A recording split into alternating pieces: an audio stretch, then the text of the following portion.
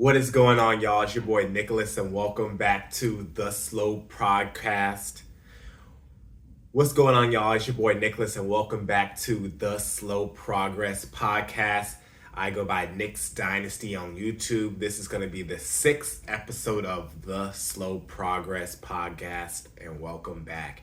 If you're not listening on YouTube, I highly suggest subscribing to us on YouTube to stay up to date with my life and this podcast. The slow progress. Everyone may have goals. Everyone has things they want to achieve. And sometimes those goals don't happen overnight. A lot of the times those goals don't happen overnight. Reaching those big goals is a slow grind. It takes time. It takes years. There's not overnight success all the time. Some people may get lucky, but most of the time it's perseverance and pushing through the ups and the downs. So you might have this big goal. I might have this big goal is growing a big business. The reality is the business isn't growing that fast right now, but there's things I can do to help get myself to the big goals that I have. If you're new to this podcast, I make most of my money by being a flight attendant, but I'm growing a part-time food truck on the side, hopefully growing it to multiple units. We have had a lot of money go out of the hands, and we've seen some steady growth in the positive direction. We've done some changes to keep ourselves growing and growing each month, and this is a podcast journaling that journey to growing this business to hopefully a big, small business to a medium-sized business, wherever we may get to. So this 6th episode of The Slow Progress, we're going to talk about something very fun. We're going to look at the numbers for the summer, the income and expenses, and see how we're doing. The summer is typically the busier months for food trucks, so we'll get to look into that. We'll caveat and say that I am a stationary food truck in the Midwest. We are selling breakfast sandwiches. We do operate as a ghost kitchen, so we take online orders only. That's how we advertise on Instagram, and most of our customers come from Instagram or Google, and a lot of them do come from the neighborhood as well, but most of them do find out you order online to come pick it up. They'll get a text message when it's ready. So being stationary and being a ghost kitchen might skew our numbers a little bit lower if you're thinking, oh wow, his sales are really this or really that. It's because we're really constrained to one model, and this is what we're doing for right now, and then later on we'll talk about things we'll do differently. So let's go into my computer to look out how the summer went. All right, folks, let's look at our sales. So this is going to be all the way through October, so 10 months of sales. We brought in $17,754 after our transaction fees with Toast, and actually after our commission with DoorDash. So if you look in the beginning, January through April, we weren't open very much. I was trying to focus on flying to bring more money in to put into the business. I didn't think that the winter months were going to be that busy, but the daily sales, you can see down here, they're higher than they were in 2023. And in April, we actually averaged $294 per day. Granted, we were only open 2 days, but those 2 days are really good. So when we go into our full-time 3 days a week, Friday through Sunday, which we're doing now, we do that May through October, and we can see that our daily sales are getting higher in the warmer months. It looks like April was the highest daily sales. That was just what that was. It happened to be that way. And then our second highest daily sales is $268 after those fees and commission, and that is in August. Our highest day of sales was July, had over $3,000. And if you can look at May and June, they're pretty similar. And June, we opened one more day, but in May, we brought in more money as a whole just by $10. As you can see, coming in the later months, September and October, we were not open the full amount. There were a couple trips that I chose to take, so we were closed. If we were open, our sales would be higher, and maybe our profitability would have been different if we were open those days that we weren't. So it looks like we were closed. So it looks like we missed out on 9 days of sales. So that could be over $1,000 or $1,500, what that might be. So that is money that the business could have used, but we chose to not be open during that time. So let's look into our expenses. So our highest month of expenses is going to be August. And our highest days of sales was July, I do believe. Was it? Yeah, it was July. In March through August, we had some employees. We gone through 2 employees during this time period. So in labor, we spent $1,200. Some of those months we'll talk about later. If that labor wasn't there and it was just me, maybe it would have helped us with some profitability during those months. But ideally, the future of this business is going to have employees. We should need to find the right employees and the right compensation, the right of the labor mix of me doing it by myself and then an employee doing it by themselves. But we're going to have to find the candidates and just take our time to find the best ones to make sure they can keep up our quality. So some of those months, the highest month was August. We paid $349 worth of labor. And then July, which is our highest sales month, we did $253 in labor.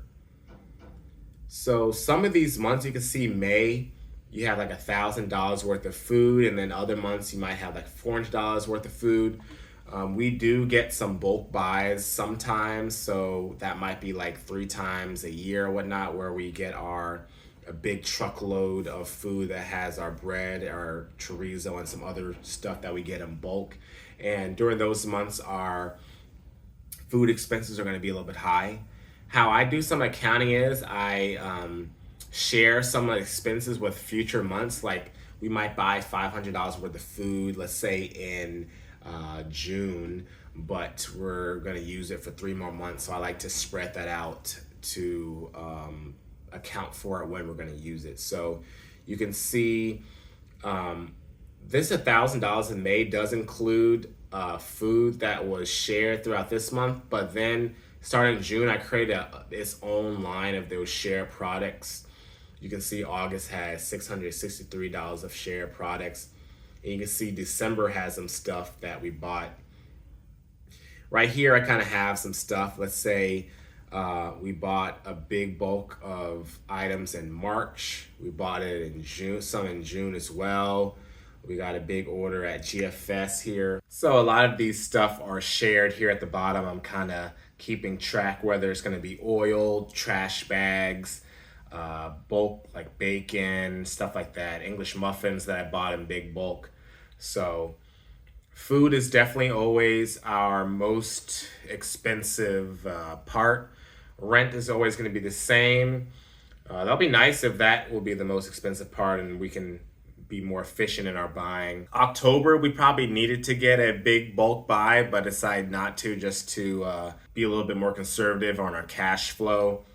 So October might have been higher. Our propane seems to be, I think I can get this down because there's actually a discount that I can get on Fridays and save $5 per 20 pounds. So I'm gonna start doing that rather than just going any day and paying full price. So I'm gonna see how that goes in the long run. So if I save $10 a month, that's $120 a year, I do believe. So we don't mind keeping that back into the business.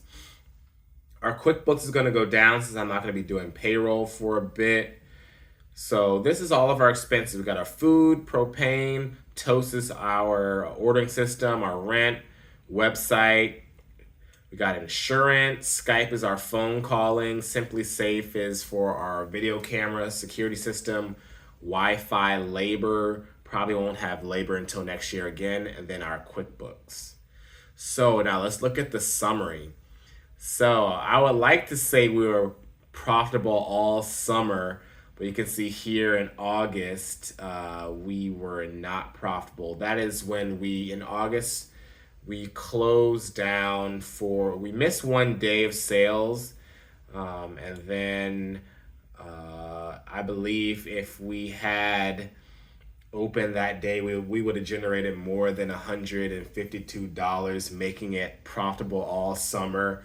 But as you can see, August a little bit a blip in the profitability. So this is operational profitability I like to look at. It's not everything we buy. It's not like if I bought like a pot or a pan or did some like cleaning for an inspection or any inspection and stuff like that, or vehicle stuff. So this is not cash flow positive or whatever you might say. This is operational profitability. And some of these things you can say we might not need the camera. We might not need QuickBooks. I can maybe do this by myself, but QuickBooks is definitely really good. But we could probably go out without the security camera. We could probably find a cheaper rent. But these are our consistent stuff that I like to look at that does not change. So our biggest month of profitability from the operation is going to be July. That's when we brought in $3,000 bucks, and we only spent $22.39. Our least profitable was going to be, let's say, this October. We did miss out on let's say three days of sales, I do believe. So we probably could have had a bigger profitability. And our last day was a game day that I thought was going to be busy, so I bought more food, and it wasn't super busy. It was just normal. So some of that food we bought probably didn't need to do it. So our lowest profitability is $221.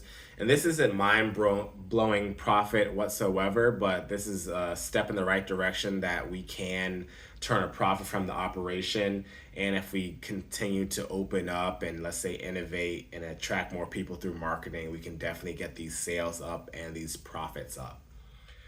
So we are actually net positive in this sheet right here. So from everything, even losing $1,000 in May from the operation, we're up $510. So let's see if we can keep that up for the rest of the year. So I'm gonna say our business would be profitable all summer if we were open all the days instead of taking those little trips that I chose to do. So I definitely could have not done those trips, but some of those trips were, I'm justifying it. But as a business owner, you got to focus on being there to get the results that you want, of course.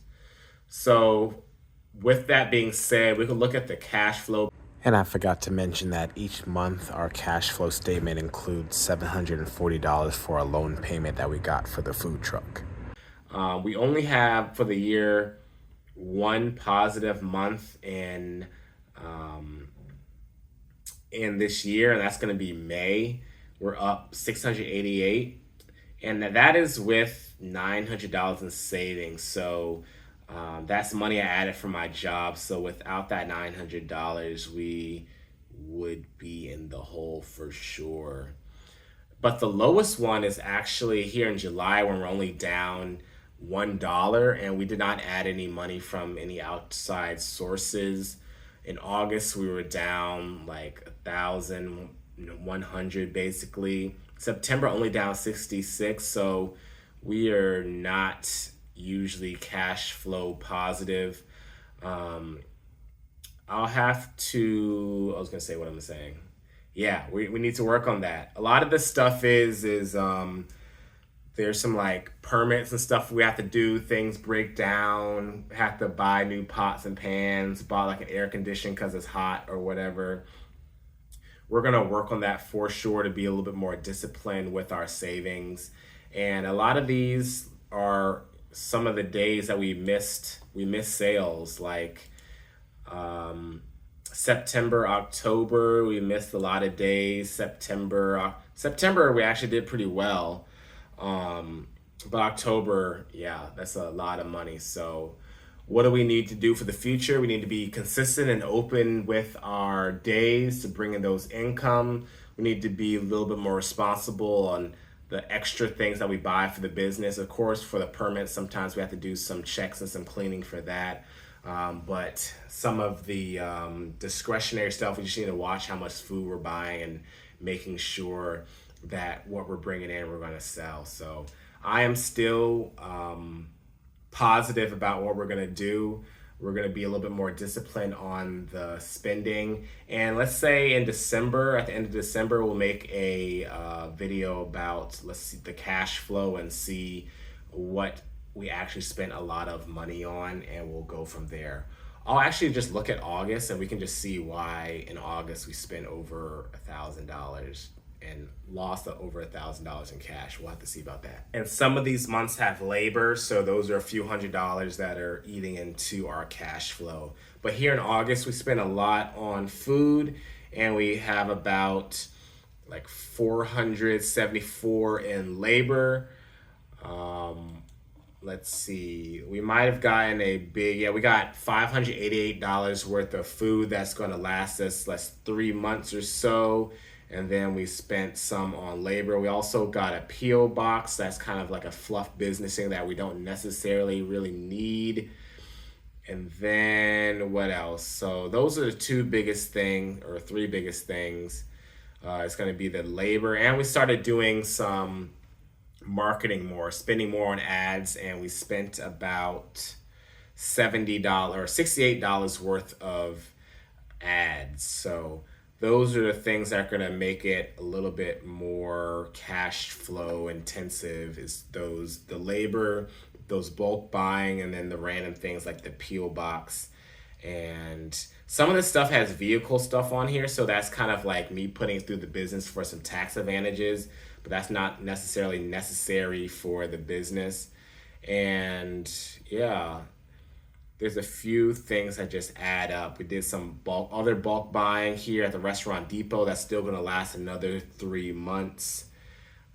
But yeah, this is the video. I would like to say we were operationally profitable all summer. If we had opened all those days, definitely, but we missed some days. So we missed some income, making one of those months not profitable. And then ideally, the profitability is not as high as we wanted. We had some labor that was in there, but we're going to find some good employees. We're going to be more responsible with some of our spending and maybe not getting so much fluff stuff, and look at the products that we get and when we get those bulk buys. But I'm still going to push on with this journey. I'm going to keep you all updated.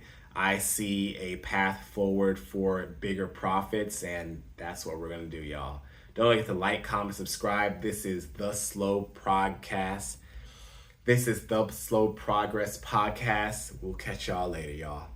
Peace.